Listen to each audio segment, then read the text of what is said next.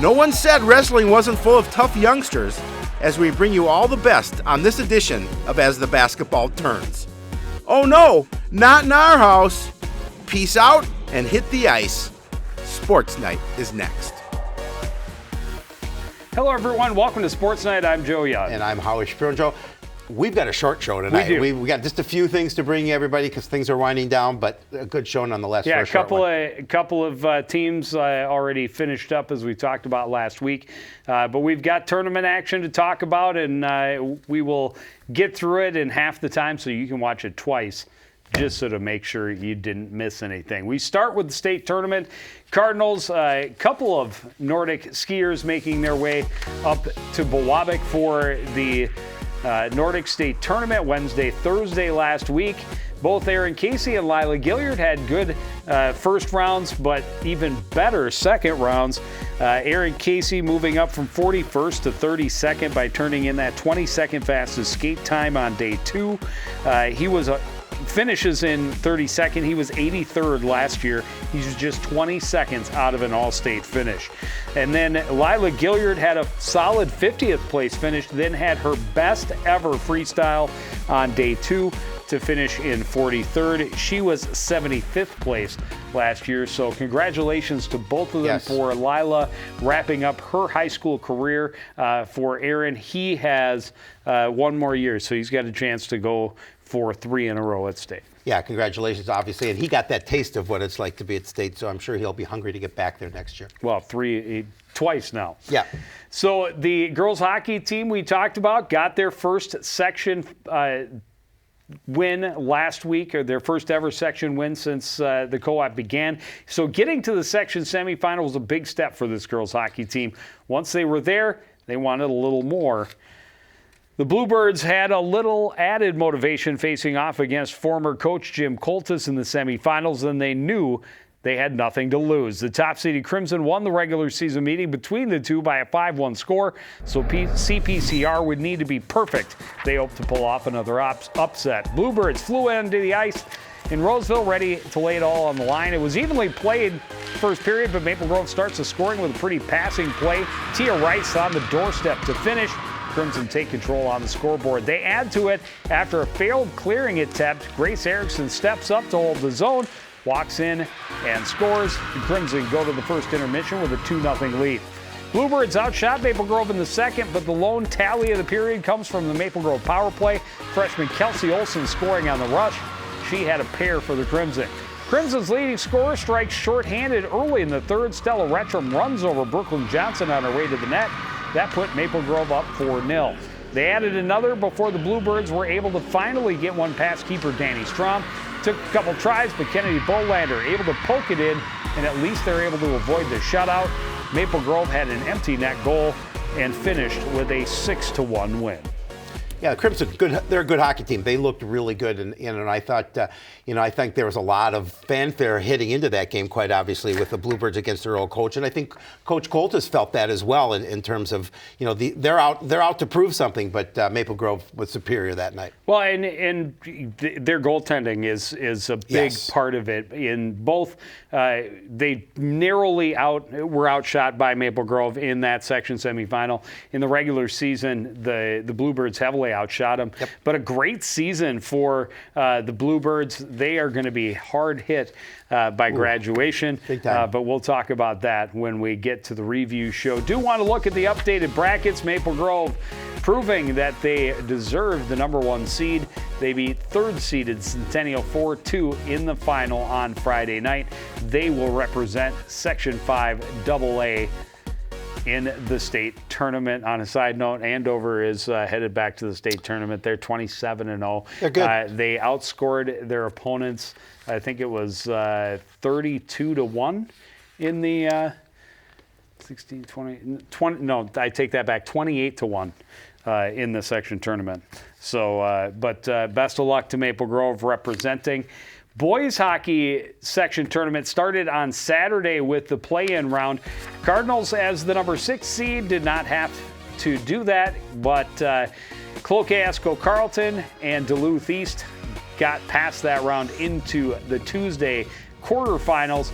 Cardinals will face off against their old nemesis from Blaine, the 3 versus the 6. Andover, the number 1 seed, will take on Cloquet-Esco Carlton.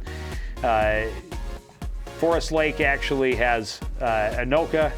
Coon Rapids will not be in 2 places at once. And Grand Rapids will host Duluth East. So at least the team that has to travel to Grand Rapids, it's one of the northern teams. They don't have a terribly long way to go. Well, we kind of thought that Coon Rapids would get that 5 and would be playing Forest Lake. So it's kind of what we thought last week. I understand. There was a big jump from one QRF to the next. Yep. And Anoka did beat Coon Rapids in the regular season, but Anoka went from 7th up to 4th, or up to 5th. Yep. So jumped right past CEC and Coon Rapids, but shorter drive for the Cardinals means more on the line. They did lose that first one handedly. Yeah, they did. Here on CTN, but I'll tell you, this young Cardinal team has been so much fun to watch this year, and both teams have certainly grown since that early season meeting. They have. But the Cardinals have grown more because they're so young. They have had more to learn. I think it would be a really fun game to be at, and I'm so sad that we will not be the ones covering them. But because Blaine is the higher seed, North Metro gets to cover them. They ace us out. But you're right, this boys hockey team, there's some good things for years to come with this squad with all these really good youngsters. Definitely. Well, the wrestling team knew going into last week's section tournament that they had a slim chance to advance. The Cardinals they're a very young squad, and they don't have the depth and power that Coon Rapids usually puts on the mat. They finished with a winning record, but they were heavy underdogs when they went up against second-seeded and 10th ranked Forest Lake. Cardinals are hopefully going in, but they knew they were up against a monster opponent. The Rangers have 6 guys ranked in the top 10, including 4 in a row from 113 to 132. They get pins in all of those classes. Andrew Lemire just 10 seconds in to pin Gilbert Comstock, and it's all Forest Lake in this one.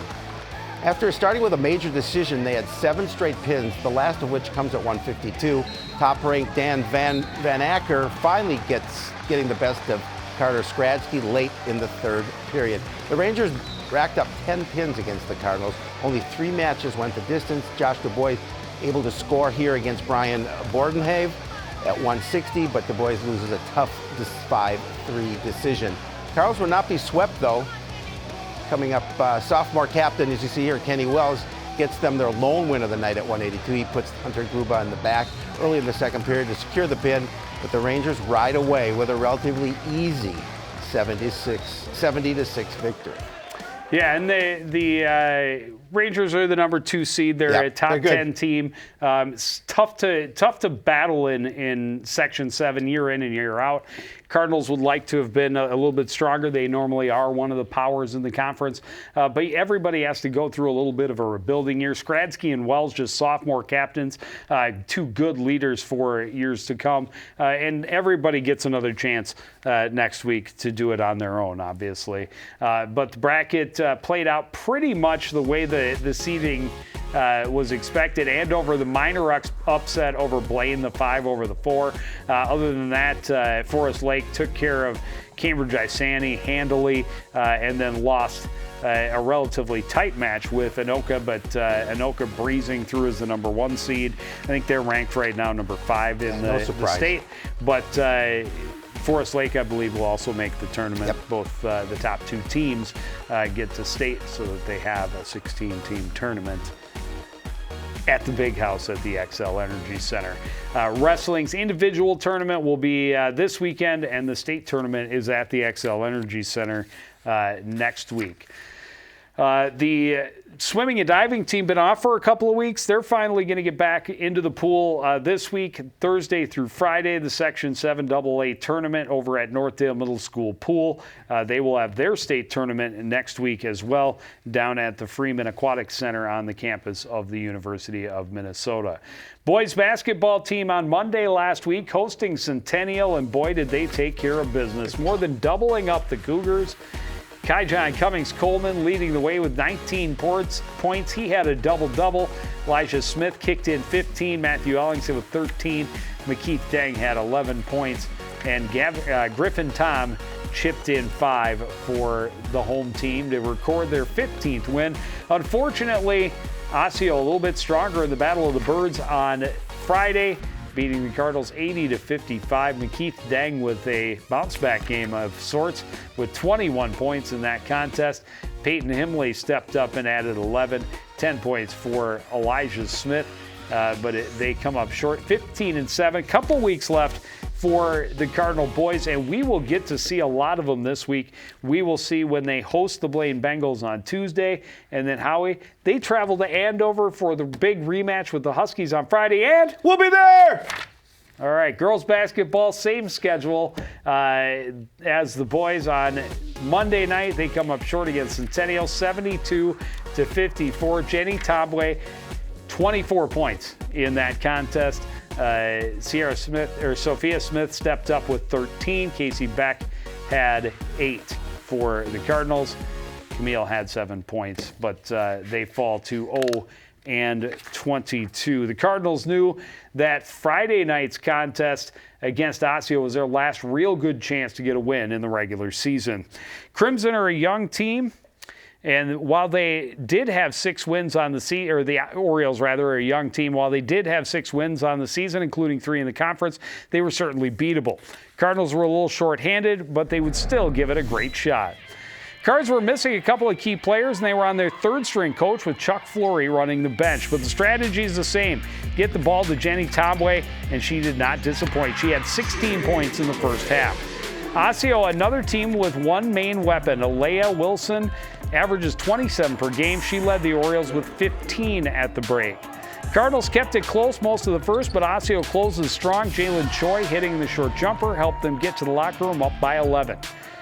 Tobway takes over in the second half. Jenny scored 15 of the Cardinals' first 16 and got this game right back to even. Tobway with a long pass, too far for Delana Washburn. She saves it right back to Jenny under the basket. She scores. Coon Rapids had a lead 52-51 at that point.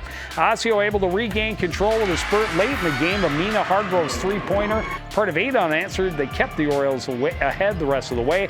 Tobway left the game with an ankle injury, but still came back to complete a career night.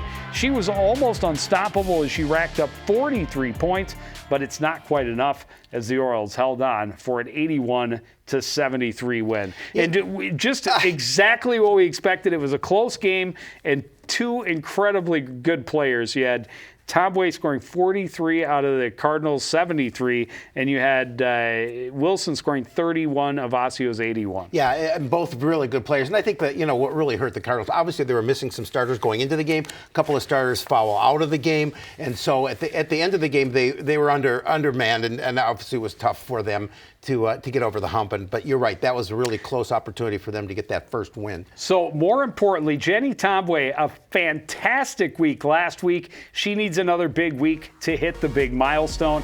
There are her numbers: 38 points as a freshman, didn't get a lot of time.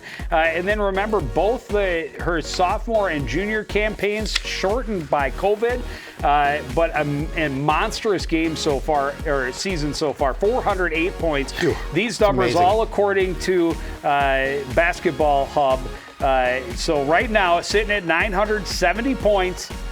She needs 30 more. They have 2 more regular season games, 1 guaranteed playoff game. It would be really cool to see her hit that milestone in the regular season finale at home against Andover on senior night. Yeah, I think it's going to happen. I think she will between those 2 regular season games left. I think it's going to happen. Well, we hope to have big news of it next week on Sports Night. Boys basketball games Tuesday, Friday, hosting Blaine and at Andover. Then we'll see the girls basketball team in the playoffs on Thursday the 3rd. But that's going to do it for this edition of Sports Night. I want to thank everybody out there for joining us and continuing to support everything we do here at CTN. For the entire crew, including Howie Shapiro, I'm Joe Young, saying good night.